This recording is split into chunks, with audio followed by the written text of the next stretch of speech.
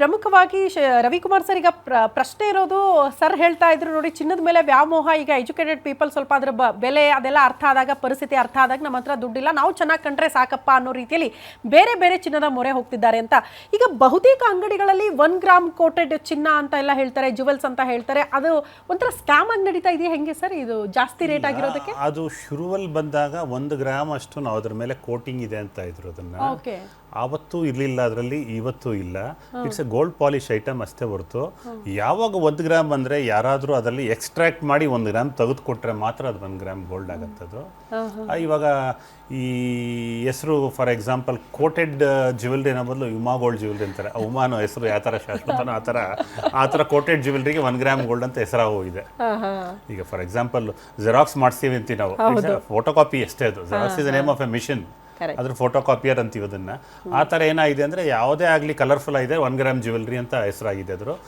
ಅದ್ರಲ್ಲಿ ಒಂದು ತಿಳ್ಕೊಬೇಕಾದ್ರೆ ಅಂದರೆ ಆ 1 ಗ್ರಾಮ್ ನಿಮ್ಗೆ ಯಾವತ್ತೂ ಸಿಗಲ್ಲ. ನಾಳೆ ದಿನ ನೀವು ಮಾರಬೇಕಾದ್ರೆ ಎಕ್ಸ್ಟ್ರಾಕ್ಟ್ ಆಗಲ್ಲ. ಅದಕ್ಕೆ ಬದಲು ನೀವು ಯಾವುದಾದ್ರು ಗೋಲ್ಡ್ ಕೋಟೆಡ್ ಅಂತ ಹೇಳಿ ತಗೊಳ್ಳಿ, ಕಮ್ಮಿಗೆ ಹೆಂಗಾದ್ರೂ ತಗೊಳ್ಳಿ, ಎಂಜಾಯ್ ಮಾಡಿ. ಆ 1 ಗ್ರಾಮ್ ನೀವು ಕೊಡೋ ದುಡ್ಡನ್ನ 1 ಗ್ರಾಮಿನ ಕಾಯಿನ್ ತಗೊಳ್ಳಿ. ಅಲ್ಲ ರವಿಕುಮಾರ್ ಸರ್, ಅದೇನು ಕಡಿಮೆ ಇಲ್ಲ. ನಾವು ಯೂಶಲಿ ಒಂದು ನೆಕ್ಲೆಸ್ ಏನೋ ಒಂದು ದೊಡ್ಡ ಹಾರ ನೋಡ್ತಾರಂದ್ರೆ 20-25 ಸಾವಿರ ಗ್ಯಾರಂಟಿ ಅಂತ.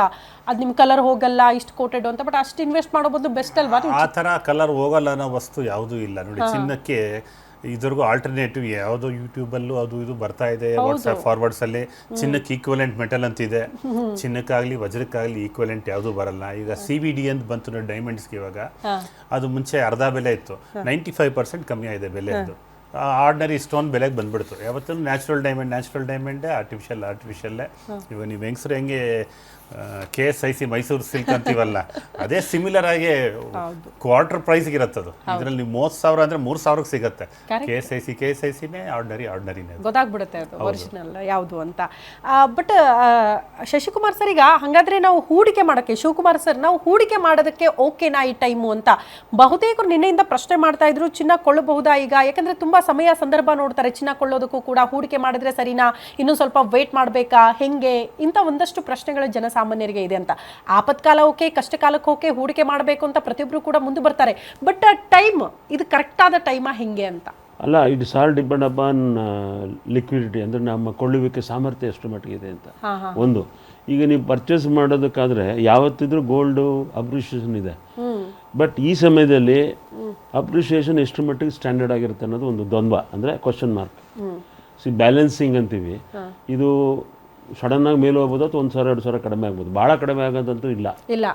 ಬಿಕಾಸ್ ನೀವು ಡಾಲರ್ ನಿರೀಕ್ಷೆ ಮಾಡಂಗಿಲ್ವಾ? 1 ಲಕ್ಷದ ಕೆಳಗಡೆ ಮೊದಲೆಲ್ಲ ನೋಡ್ತಿದ್ವಲ್ಲ. ಅಲ್ಲ, ಹಂಗೆ ಅಷ್ಟೊಂದು ಕಡಿಮೆ ಆಗಲ್ಲ. ಇವತ್ತೆಲ್ಲ ನನ್ನ ಪ್ರಕಾರ if Ravikumar accepted and supporting me or advising me, 1-2 ಸಾವಿರ ಹೆಚ್ಚು ಕಡಿಮೆ ಆಗ್ಬೋದು.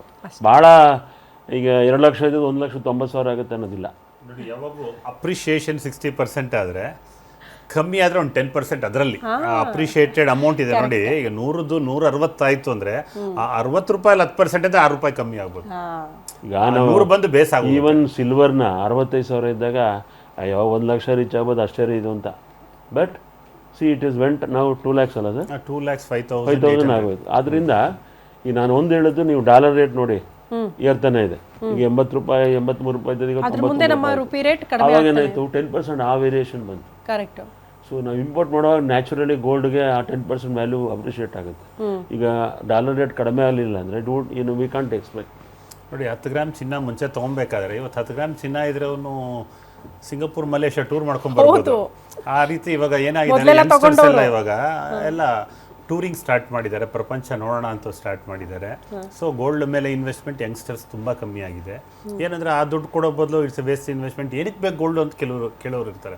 ಕೆಲವರಿಗೆ ಜಾಬ್ ಸೆಕ್ಯೂರಿಟಿ ಇರುತ್ತೆ, ಅವ್ರ PF ಅದು ಇದು ಸೇವಿಂಗ್ಸ್ ಇರುತ್ತೆ. ಕೆಲವ್ರ ಥಿಂಕಿಂಗು ಇದು ನಮ್ಮ ಸಾಂಸ್ಕೃತಿಕವಾಗಿ ಮನೆಗಳಲ್ಲಿ ಜಾಯಿಂಟ್ ಫ್ಯಾಮಿಲೀಸಿಂದ ಹಿರಿಯರು ಎಲ್ಲ ಇರೋ ಜಾಗದಲ್ಲಿ ಮಾತ್ರ ಹಿರಿಯರು ಹೇಳ್ತಾರೆ. ಈಗ ನಮ್ಮ ಎಷ್ಟೋ ಮನೇಲಿ ಜಗಳ ನೋಡಿದ್ದೀನಿ. ನಮ್ಮ ಹುಡುಗ ಬುದ್ಧಿ ಇಲ್ದಿರ ನೋಡಿಗೆ ಐಫೋನ್ ಲೇಟೆಸ್ಟ್ ತೊಗೊತಾನೆ, ಅದಕ್ಕೆ ಬದಲು 4 ಗ್ರಾಮ್ ಚಿನ್ನ ತೊಗೊಬೋದಲ್ಲ. ಇವ್ರು ಯಾಕೆ ಸರ್ ನಮ್ಮನೇಲೂ ನಮ್ಗೆ ಹೇಳಿದ್ರು, ಈಗ ಫೋನ್ ತಗೊಳ್ತೀವಿ ಹೊಸದು ಅಂದ್ರೆ ಅದ್ರ ಮೇಲೆ ಹೂಡಿಕೆ ಮಾಡೋ ಬದಲು ನೀವು ಚಿನ್ನಕ್ಕೆ ಅದೇನಾಗುತ್ತೆ, ನಮ್ಮ ಕಾನ್ಷಿಯಸ್ಸು, ನಮ್ಮ ಇನ್ಫ್ಲೂಯೆನ್ಸು. ಈಗ ನಮ್ಮ ಮನೆಯಲ್ಲೆಲ್ಲ ನಡೆದು ಬಂದ್ರೆ ಅದೇನು, ಚಿನ್ನದ ಮೇಲೆ ವ್ಯಾಮೋಹ ಅನ್ನೋದಕ್ಕಿಂತ ಹೂಡಿಕೆ ಇಟ್ಕೋಬೇಕು, ತಗೋಬೇಕು. ಈ ಪ್ರತಿಯೊಂದು ನಾಮಕರಣ, ಒಂದು ಎಕ್ಸಾಂಪಲ್, ಒಂದು ನಾಮಕರಣ ಆದರೆ ಮಗು ಒಂದು ಚಿನ್ನ ಚೈನ್ ಹಾಕೋರು, ನೀವು ಚಿನ್ನ ಚೈನ್ ಹಾಕ್ಬಾರ 10 ಗ್ರಾಮ್ ಹಾಕಿ ಬೇಕಾಗುತ್ತೆ. ಈ ಡಿಫ್ರೆನ್ಸಸ್ ಇದೆ.